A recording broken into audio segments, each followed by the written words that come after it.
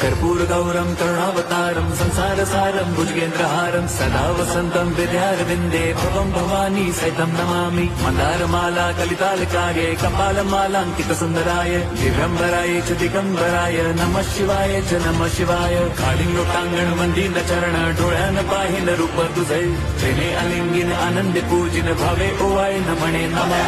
त्वमेव माता पिता त्वमेव बन्धुश्च सखा त्वमेव विद्या द्रविणं त्वमेव सर्वं मम देवदेव। कायेन वाचा मनसेन्द्रियैर्वा बुद्ध्यात्मना वा प्रकृतिस्वभावात् करोमि यद्यत् सकलं परस्मै नारायणायेति समर्पयामि। अच्युतं केशवं राम नारायणं कृष्णदामोदरं वासुदेवं हरिं श्रीधरं माधवं गोपिका वल्लभं जानकीनायकं रामचन्द्रं भजे। हरे राम राम राम